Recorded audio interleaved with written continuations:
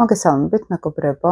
ასტროლოგიურად მეშვიდე სახლზე მინდა გესაუბროთ. რას ნიშნავს? რას ნიშნავს, როცა პლანეტები են მეშვიდე სახლში და რა ენერგეტიკული დატვირთვა აქვს ზოგადად ჩვენ ცხოვრებაში ამ სახლს. თვითონ ასტროლოგიური კომბინაციები მეშვიდე სახლი ეს არის ჩვენთან მკრების სახლი, მოყარების სახლი, ის ხალხი, ვინც შემოდის ჩვენ ცხოვრებაში, იქნება მეუღლე, პარტნიორული ურთიერთობები, ანუ ყველა ვისაც ხედავთ რეალურად, ეს არის მეშვიდე სახლის ენერგია. მეშვიდე სახლიდან ხედავთ რა კატეგორია შემოდის ჩვენ ცხოვრებაში. როგორი ხალხი, როგორი ენერგეტიკა აქვთ, მაგალითად, როგორი ინტერესიც არის ჩემგან, ხო, როგორი ხალხი შემოვა, ეს უნდა შემოუშვა ჩემ ცხოვრებაში, მე უნდა მაინტერესებდეს ეს კატეგორია, ხო? შესაბამისად, ნიშანი და თვითონ მართველი მიგვანიშნავს უკვე რა კატეგორიის ხალხთან გვაქვს საქმე. ჩვენ ცხოვრებაში რა წრეში ვიტრიალებთ, ესეც მეშვიდე სახლის მთავარი თემა არის.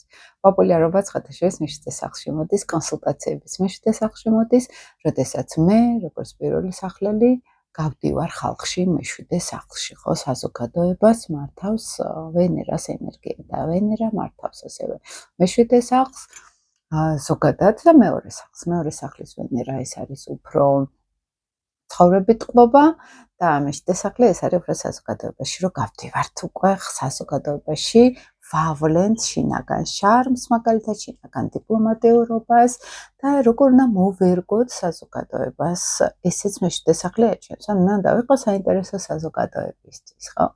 პარტნიორული ურთიერთობა პირდაპირ მეშვიდე სახლთან არის დაკავშირებული, ისიც კი მაგალითად რა ტიპაჟი უნდა იყოს მეუღლე, რა ენერგეტიკული ველი უნდა ქონდეს, რა უნდა იყოს პროფესიითაც თუნდაც ესეც მეშვიდე სახლთან არის აქცენტირებული, მისი მართველი, ახლა ვინც ერკვევით ასტროლოგიაში, მე ჩაშლახდება მთლიანად მეშვიდე სახლის, თუმცა რა მინდა ახლა უფრო სიღრმისეულად გითხრათ მეშვიდე სახლზე, ხო, რა ენერგია არის მათ. როდესაც არის, მეგობრებო, აქტიურად მეშვიდე სახლი, აი, მაგალითად, ბევრი პლანეტები, ხო, მეშვიდე სახლში. აქ შემოდის განსაკუთრებით თუ შავმთვარე არის, მაგალითად, მეშვიდე სახლში ან სატურნი არის, ხო, საზოგადოებრივ აზრთან ზოგჯერ კონფლიქტში მოსვლაც. თაც შეიძლება იყოს.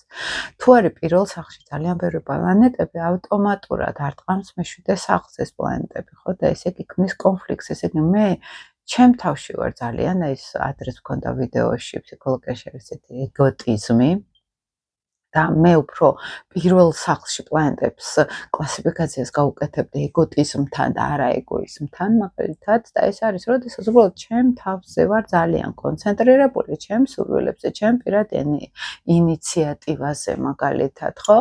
და ადგილი აღარ რჩება იქ სხვებისთვის და კი არ არის ისე რომ არ მაინტერესებდეს, უბრალოდ ზედმეტი ჩემ თავის ინიციატივა სადღაც უკვე სხვებთან ბალანსს არღვევს, ხო? აი ამ ხალხის ადგილი აღარ რჩება. მაგრამ თუ მეშვიდე სახლში არის ძალიან აქტიური ენერგეტიკული ველი, მაგალითად, ხო?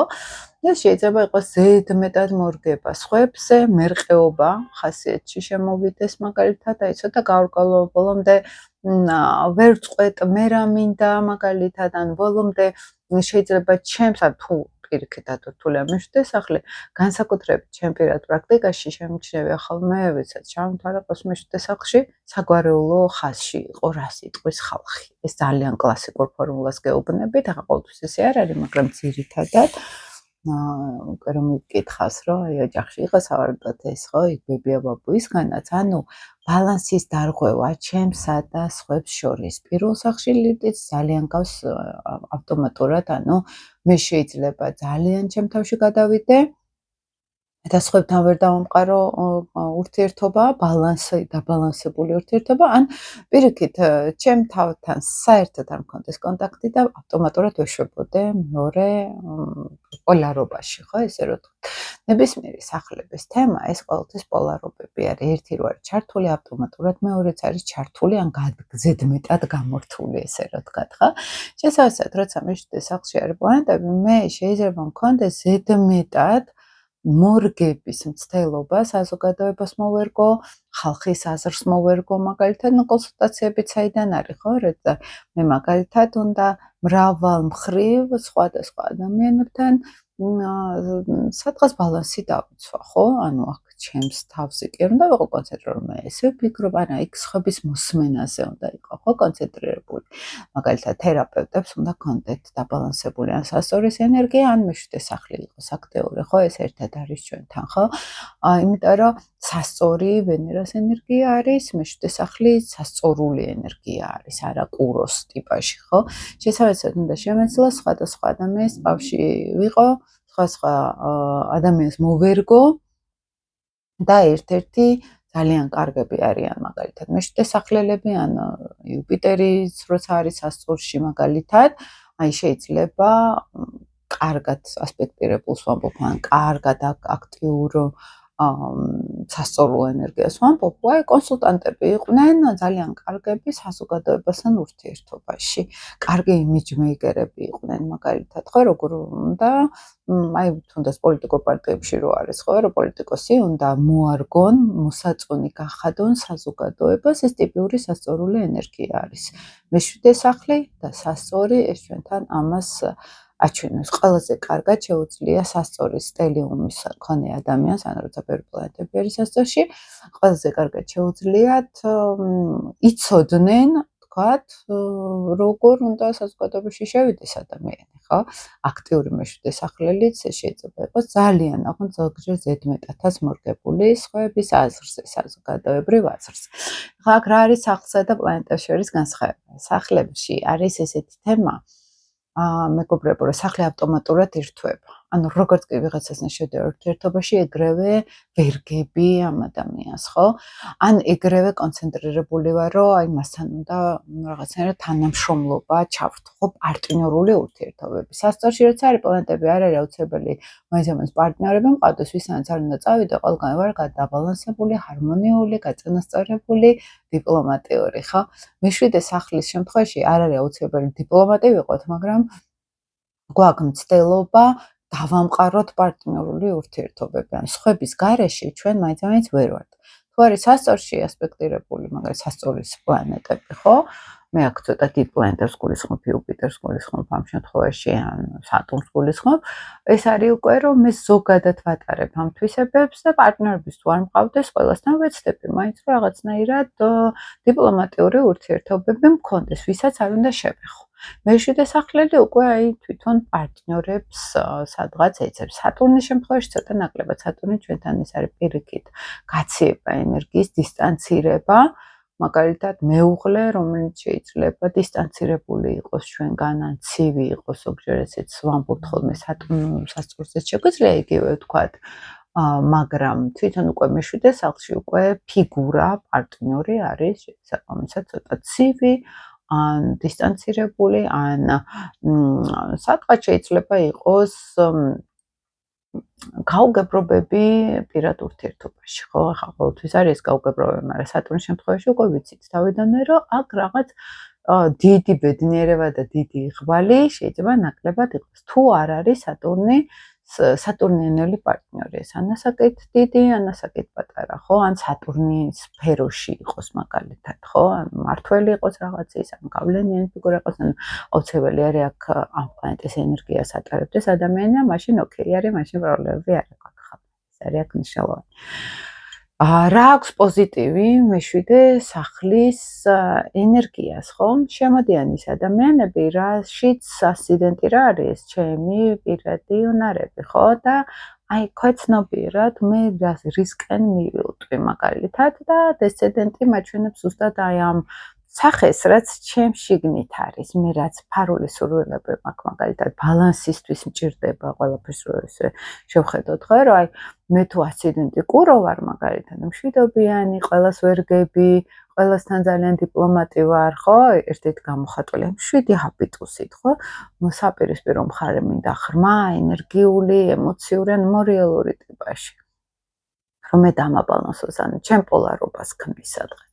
ძალიან მნიშვნელოვანი არის მეგობრებო მართველი სად არის მეშვიდე სახლის მართველი, იმიტომ რომ თუ არის მეშვიდე სახლის მმართველთან ნეგატიური პლანეტა, ნეგატიურ აცის, ეს შეიძლება იყოს პრობლემები პარტნიორულ ურთიერთობაში მაგალითად, ან მე მინდა სადღაც ახლა თუ არის პირველი და მეხუთე სახლები კონფლიქტში ერთმანეთთან, აი წარმოიდგინეთ ახლა პირველი სახლის მმართველი იყოს მთვარე ზოგადად, ხო? და მთვარე იყოს რაღაცა ესეთ კარგ ასპექტებში მაგალითად და მეშვიდე სახლის ავტომატურად სატურნი არის მმართველი და ესე იგი მე გზნობიარე ვარ და თან კვადრატში არის ეს ან ნეგატიურ ასპექტში არის ერთმანეთთან ამას გულისხმობ ან ოპოზიციაში.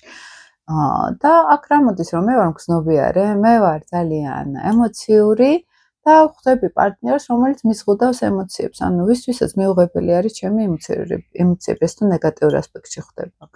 ესე იგი, მე რა შეიძლება მქონდეს შინაგანად, მუდმივად, რომ აი ურთიერთობას ვერ ვალაგებ, ანუ ურთიერთობაში ვერ შევდივარ, იმიტომ რომ მე რაც მჭირდება და მე როგორიც ვარ, აბსოლუტურად მიუღებელი არის ეს პარტნიორისთვის. ჩემთვის კიდე მიუღებელი არის მისი სიცივე. ხო, სატურნული ენერგია არის ჩემთვის მიუღებელი მისი, ხო? და ხშირად არის ურთიერთობას ვერ ალაგებენ ხოლმე, მაგალითად პარტნიორული ურთიერთობები აი ვერ მიდის წინ, იმიტომ რომ აქ სულ რაღაცა ესეთი კრიზისული მომენტი არის. ამიტომ მანდ არის ძალიან მნიშვნელოვანი დაკვირვება, რომ კი მინდა სატურნიანელი სიტყვაზე თუ ეს ასპექტი არის, ხო?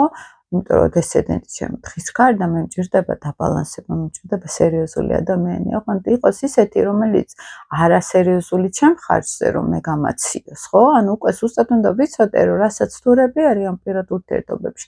როგორც მივიზიდავ და მე როგორი პრობლემები იქნება აქედან, ხო, გამომდინარე. აი ეს პრობლემები შეიძლება იყოს. ახლა შემდეგი მომენტი, როდესაც მაგალითად მეშვიდე სახლი ან დესცენდენტი ну, იქ მისის პლუტონი. პლუტონი უკვე ნიშნავს, რომ პარტნიორული იქნება როგორი პლუტონიანელი, ძალაუფლების ხელშეამღების სიტყვაზე და თან ეს თუ მორიელში არის და ვინც იმ თაობაში არის პლუტონი რომ მორიელში ყავდათ, ხო, ეს უკვე ძალიან ძლიერი პარტნიორი, ანუ გავლენიან ჩემზე ფსიქოლოგიური ზემოქმედება. შეიძლება ძლიერი კი არა, ну, ვიღაცა არის ესეთი რა, პრობლემური მაგრამ ზუსტად ეს არის, რომ მე ძალიან დიდი ძალისხმევა დამჭირდეს ამისგან განვიჯაჭვო, თუ არა მაქვს ჩართული ის, რომ მე ზუსტად ვიცოდე, რომელი პარტნიორი მჭირდება, როგორი მინდა. აი აქ პირადი რუკა ძალიან კარგად გვეხმარება ამაში. რა დავინახოთ, აი ზუსტად ჩვენი მოთხოვნილებები, იმიტომ რომ როგორ არის იცით, რომ თერაპიაში, პირად ურთიერთობებში ძალიან დიდხანს შეიძლება ვიაროთ იმ კუთხით, რომ გავარკვიოთ როგორი პარტნიორი გჭირდება სინამდვილეში.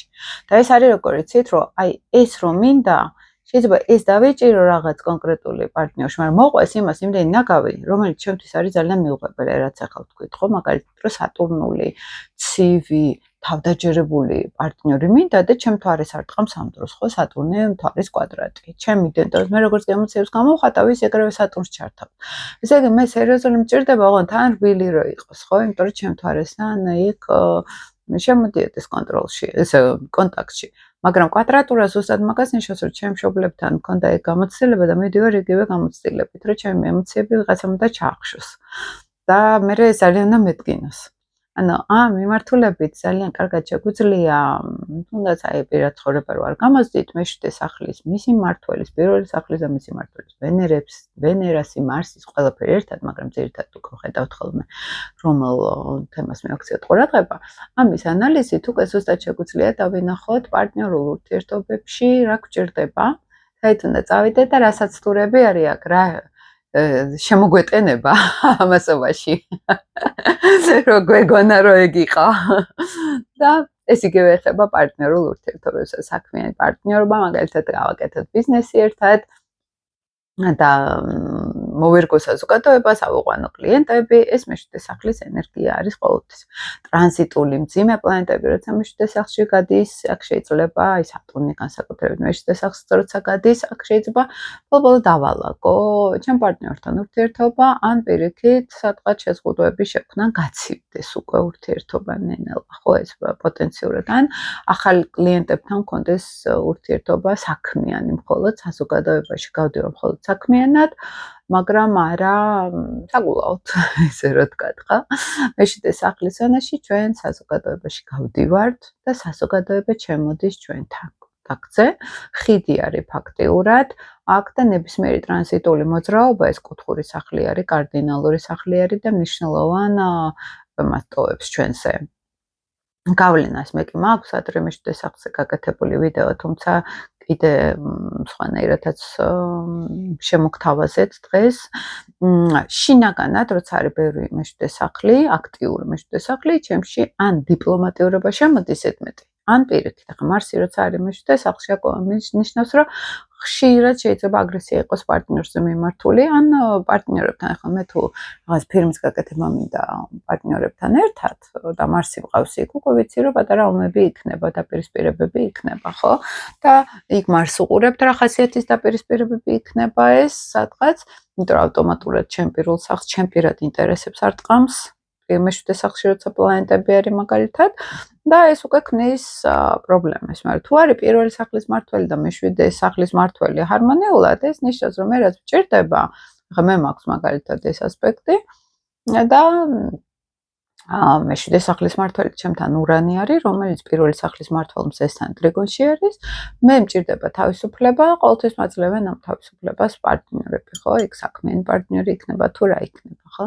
ეს არის მეშვიდე სახლის თემა. ანუ მე მაგალითად საზოგადოებასთან ურთიერთობაში აი ეს თავისუფლების ღერძი ყოველთვის მაქვს მათთანაც ვანიჭებ თავისუფლებას ყველანაირს, აი არსებობს ჩემთან მაგალითად რა აი ვინმეზე გავბრაზდე, ეს როგორ გადამაგდო, ეს როგორ გააკეთო, ძალიან თავისუფალი და დამოუკიდებელი ვარ აქ ამ შემთხვევაში, რაც გინდათ ისე როგორც გინდათ. ეხავითან ძალიან ლიბერალური შეხედულებები პირდაპირ საზოგადოებასთან მიმართული, ხო? ეს არის მეშვიდე სახლის და პირველი სახლის ჰარმონიული ასპექტი მაგალითად. ხო? ეს სექსტილი იქნება, ტრიგონი იქნება, ზოგჯერ შეერთებაც კი, ეს უკვე არის, რომ მე და პარტნიორი კონფერენციაში ვარ სადღაც. ანუ მე ვარ აქტიურად, ან ჩემ თავს უნდა ვხედავდე პარტნიორში, ან პარტნიორი უნდა იყოს აი ჩემს ტალღაზე, ესე რა ვთქვათ, ხო? გააჩნია მე აქ თელრკაში რა როგორ ვლინდება. მაგრამ ამის გარდა პოპულარობაც ზოგადად მეშვიდე სახლის თემა არის, როგორი მომხიბლელობა გვაქვს, როგორ გამოვიყურებით საზოგადოებასთან, რამდენად ახლა სცენაზე, რომ პოპულარული იყოს ადამიანი, აქ მეშვიდე სახლიც უნდა იყოს აუცილებლად ჩართული. ეს ძალიან მნიშვნელოვანი არის, ხო? და პოპულარობას ძირითადად მეშვიდე სახლი იძლევა. შეიძლება იყოს კომბინაციაში სხვა სახლებთან და სხვა პლანეტებთან, მაგრამ იდეა თვითონ მეშვიდე სახლის თემა, პოპულარობა უნდა იყოს ესე აქტიური მეშვიდე სახლის ჩართულობიდან, ხო გონებით ისევ სასწორი სტელი უნდა იყოს აქტიური, იმიტომ რომ საზოგადოებაში გასვლა ეს არის სასწორი, ვენერა და მეშვიდე სახლი ჩვენთან და ეს ძალიან მნიშვნელოვანი არის. ველოდები თქვენგან კომენტარებს, თუ მოგეწონათ, ახლა ვეცდები ხოლმე უკვე რომ ძალიან დიდი ვიდეოები ჩაგიწეროთ, იმიტომ რომ ზოგჯერ საათობით არის ხოლმე და იღლება ხალხიც, სავარაუდოდ, თუმცა ძალიან ბევრი სწავლობთ ასტროლოგიას ამ ვიდეოებით, რაც מחარებს. მთელ ჩემ გამოცდილებას ვდებ ხოლმე და ვინმესთვის შეიძლება ძალიან საინტერესო იყოს და წარმატებას გისურვებთ მეგობრი და ველოდები ხოლმე კომენტარებს. რამდენად მოგწონთ ეს ვიდეოები, რამდენად გაინტერესებთ ეს სფერო, უკავშირს ველოდები ხოლმე ყოველთვის. სადროებით.